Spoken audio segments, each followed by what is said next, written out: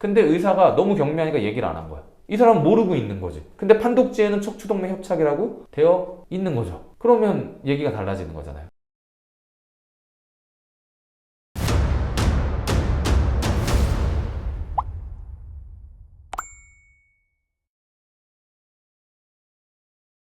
과거에 척추동맥 협착 진단이 나온 사람이 있다고 치자고요. 그러면 그때는 협착이 10%였는데 요번에 보니까 50%가 됐어요. 그럼 이건 어떻게 할 거예요? 쉽게 말해 옛날에는 때가 조금만 꼈는데 지금 때가 많이 낀 거죠. 그런 건 어떻게 할 거예요? 또 한 가지. 가입 전에 찍어서 척추동맥 협착이 있어요. 그런데 이 분이 가입한 보험이 유병력자 보험이야. 일반 보험이 아니라. 그럼 이건 또 어떻게 할 거죠? 이런 문제가 있을 수 있겠죠. 왜냐하면 보험회사가 위험 집단을 구성하고 보험료를 받아서 소수의 아픈 사람한테 지급하는 거예요. 많은 분들이 돈을 걷고 위험 집단을 구성하는 거에 대해서는 생각을 안 하고 돈을 주는 거, 왜냐하면 돈을 받는 거가 중요하니까 그 일부분만 생각을 하시거든요. 근데 보험회사는 그렇지가 않잖아요. 위험 집단을 구성할 때 위험률 산정을 할 거 아니에요. 보험료를 거둘 거 아니에요. 유병력자 보험은요. 그러면 그런 사람들의 위험률 산정 기준이 과연 MRI를 찍었던 사람들 기준으로 했을까요? 안 찍었던 사람들 기준으로 했을까요? 찍었던 사람. 그럴 수도 있다라고 생각을 하지 않겠어요? 본인이 보험 계리사라면? 그렇죠. 예. 왜냐하면 최악의 상황에 대비해서 보험금 지급을 검토해야 되니까. 그러면 이건 또 다른 문제가 되겠죠. 가입 전에 무언가가 있다 하더라도 유병력자 상품이냐, 일반 상품이냐, 3년이 지났냐 안 지났냐, 인과관계가 있냐 없냐, 이런 여러 가지 사례들이 나온다. 가입 전 병력 때문에 그래요 하고 이 조사하시는 분들이나 심사하시는 분들이 이렇게 상세하게 얘기를 해주겠냐고요. 지금 이 건 포인트에 대해서 명확하게 얘기를 안 해주겠죠. 병력 때문에 그래요. 나 이거 고지 다 했는데? 그리고 이거 뭐 3년 지났는데? 아니면 나 이거 특별하게 뭐 치료받거나 뭐 없었는데? 이렇게 얘기를 할 수 있죠. 아니면 이런 경우도 봤어요. 옛날에 찍었는데 그때는 척추동맥 협착 아니래요. 그러면 뭐 너무 땡큐잖아요. 정상이라면 더 좋은 거니까 쉽게 말하면. 근데 의사가 너무 경미하니까 얘기를 안 한 거야. 이 사람은 모르고 있는 거지. 근데 판독지에는 척추동맥 협착이라고 되어 있는 거죠. 그러면 얘기가 달라지는 거잖아요. 그러니까 제가 드리고 싶은 말씀 뭐냐. 3년이 안 됐다. 그러면 가타부타 없이 모든 게 다 문제가 된다. 3년이 지났다. 그럼 영상 찍은 것만 문제가 된다. 안 찍었다면 문제될 게 없지만 찍었다라고 한다면 청구보다는 검토를 먼저 좀 해봐야 되고, 그리고 협착률에 대해서도 조금 공부해 볼 필요는 있다. 본인이 척추동맥 협착 나왔고 판독지에 스테노시스라는 언급이 있다라고 해서 좋아하실 게 아니라 어느 정도 협착이 있는지, 내가 병원에 갔을 때 어떤 증상을 호소했는지, 그리고 과거에는 내가 별다른 게 없었는지, 이 세 가지를 총 검토를 해서 나는 문제될 게 없겠다 하시는 분들은 청구를 하시면 되고, 청구를 했는데 보험회사에서 조사가 나온다는 카톡이나 문자 메시지를 받으셨다 라고 하면 이 세 개 중에 하나의 문제가 될 수가 있겠죠. 최근에는 어떤 걸 봤냐면은 보험회사에서 과거력 조사를 할 때 심사평가원 들어가면 인증번호만 받으면 컴퓨터로 바로 볼 수가 있어요. 예전에는 국세청 홈택스 들어가서 막 보고 사진 찍어서 보내야 되고 이러는데, 조사자분들이 이분이 인증번호만 불러주면 들어갈 수 있다 보니까 이분들은 무방비 상태로 오픈이 돼버리는 거죠. 그러니까 이런 것들 피해가 많이 나오니까 소비자분들도 이제 현명해지셔가지고 그 건강보험 심사평가원 자료 오픈을 안 한단 말이에요. 그러면 이제 조사자분들이 탐문을 해요. 탐문이라는 거 발로 떼어서 직접적으로 보는 거고, 예전에 다니셨던 병원 이력이 있을 거 아니에요. 청구하셨던 그런 병원들 위주로 이제 확인을 하는 건데, 이분의 주소가 명백하지 않을 수가 있잖아요. 그리고 막 옮겨 다니신 분일 수도 있고, 그래서 이런 분들을 확인하기 위해서 초본을 요구해요. 그러면 초본에는 주소지가 다 나오니까 그 주소지를 근거로 이제 다니시는 거죠. 그러니까 이 정도까지 보험회사가 과거력을 보고 있기 때문에 3년이 안 되셨다? 그러면 이 척추동맥 협착뿐만이 아니라 모든 그 진단비 청구권들은 제대로 좀 본인이 보셔야 되고요. 드립다 그냥 청구해놓고 안 되면 그때 와서 해버리면 늦어요, 이미. 척추동맥 협착에 대해서 얘기를 드리는 이유는 경미해도 의사분들이 혈액을 공급해 나가는 통로이기 때문에 경동맥만큼 좀 중요하게 보시거든요.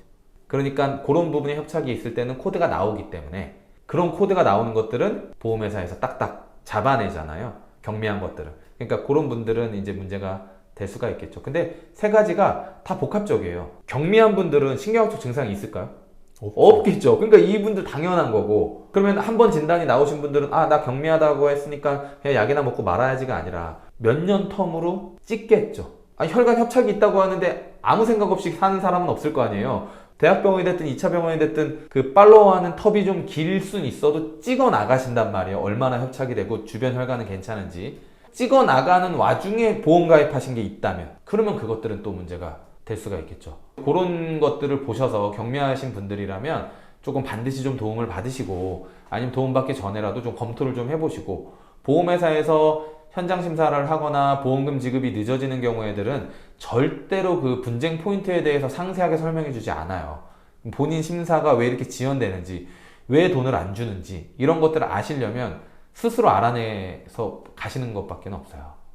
그래서 설계사분들을 통해서나 저희 같은 손해사정사분들이 이런 정보를 드리니까 이게 문제가 되겠구나 안 되겠구나, 문제가 이미 됐구나 이런 것들을 판단을 하셔야 그 다음 단계를 밟을 수 있지. 대부분 소비자분들 분쟁하시는 거 보면 청구를 하세요.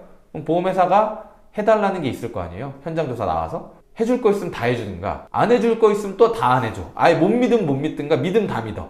그렇게 해서 보험금 지급까지 가면 좋은데 지급이 안 돼. 그러면 회사에 화내고 민원 넣고 끝나요. 그 다음에 뭐 이렇게 도움을 받을 수 있을까요? 라고 오시면 그러면 죄송합니다. 저희가 싸울 단계들을 이미 다 선생님께서 싸우셨기 때문에 도와드릴 게 없습니다. 라고 말씀을 드리죠. 잠깐 나왔던 얘기인데 초본 달라 그러면 줘야 되나요? 아니죠. 왜 줘요? 줘야 될 의미가 어디 있습니까? 개인정보인데 제시하지 않는다고 해서 보험회사가 청구권을 반려해버리면 그거야말로 민원감이죠. 이럴 때일수록 어떤 사례냐, 이럴 땐 어떻게 해야 되냐라고 할 때는 항상 약관에 답이 있어요. 이런 현장심사, 무슨 그 서면, 의료자문, 이게 다 약관에 있는 절차거든요. 보험회사는 접수증을 교부하고, 이제 접수증을 교부한 날로부터 3영업일 이내에 보험금 지급에 관한 심사를 해야 돼요. 저희들이 청구권을 볼 땐 어떻게 보냐면요. 지금 청구했습니다 라고 하면 판독지나 진단서도 안 봐요. 3일 안에 지급되면 지급되는 것이고 3일 경과되면 문제 있는 겁니다. 그때 연락 주세요 라고 말씀드려요. 보험회사에서는요 1원짜리 한 장도 그냥 나가지 않아요. 보험금을 주는데 이자까지 해서 준다? 말이 됩니까? 3영업일이 지나면 이자가 가산이 되니까 그러면 현장조사를 나왔다는 건 이미 돈을 줄 때 주더라도 이자까지 해서 주겠다. 그리고 손해사정사를 선임했으니 손해사정사 선임료가 나갈 것이고 이 손해사정사가 왔다 갔다 하는 교통비가 나갈 것이고 이분이 발급하는 서류비가 나갈 것이고 자문을 하게 되면 자문비가 나갈 거잖아요. 현장조사로 의뢰할 때 심사 담당자는 이 5가지에 대한 비용에 대한 부담을 하고 내보내는 거예요. 저희들은 기본적으로 서면 심사에서 돈을 못 받으시면 저는 못 받았다라고 생각을 해요. 이게 정말 이 비용을 들여서까지 돈을 주려고 하는 것인가? 비용을 안 들이고 돈을 줄 것 같으면 어떻게 하겠어요? 바로 떼오라고 하겠죠. 소비자한테. 나 이거 중지해 놓을 테니까 당신이 떼와. 이렇게 하지 우리 회사에서 비용을 들여서 너를 만나게 할게 이러진 않죠. 손해사정사를 선임했다 그러면 100% 문제가 되는데 그분들이 요구할 거 아닙니까? 이런저런 서류를. 보험회사가 요구할 수 있는 서류는 약관에 돼 있어요. 보험공단, 경찰서, 관공서, 병원 이거에 대한 회사 서면조사 요청에 동의를 해달라고 하는 거죠. 자, 이 심사와 관련 없는 내용 때문에 경찰서 내용을 관공서가 있다고 요청드리는 게 맞나요? 안 되죠. 안 되죠. 우리가 청구한 건 질병이란 말이에요. 그러면 보험회사가 봐야 될 건 뭐예요? 의무기록이에요. 어디 병원을 갔는지 탐문조사 얼마든지 할 수 있어요. 근데 이 사람이 어디 살았는지는 보험회사의 이 심사 청구권과 알려줄 이유가 전혀 없잖아요. 왜? 보험 가입할 때 증권상 주소 알려주게 돼 있고요. 진단서에 주소가 들어가 있어요. 그럼에도 불구하고 과도한 초본상의 주소를 보험회사가 습득하겠다고 하는 거잖아요. 그건 심사와 관련이 없는 내용이죠. 근데 이걸 가지고 심사를 거절한다? 그럼 이거는 저는 민원감이라고 보는 거죠. 그러니까 이런 내용들은 그냥 심사에 필요하다고 심사자들이 얘기를 하면 그냥 그런가 보다 라고 하고 소비자분들이 그냥 해주시니까 이제 그런 문제가 발생을 하는 거죠. 반대로 관공서 내용이 필요한 경우도 있겠죠. 자살한 사람들이라면 경찰서에서 수사를 했을 거 아니에요. 그럼 그 자료가 없이 어떻게 심사를 합니까? 그걸 거절하면 보험회사는 청구권을 반려하겠죠. 근데 초보는 그게 아니잖아요.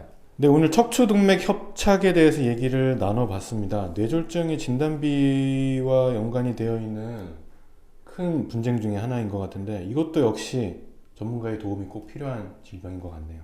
네, 오늘 말씀 감사합니다. 감사합니다.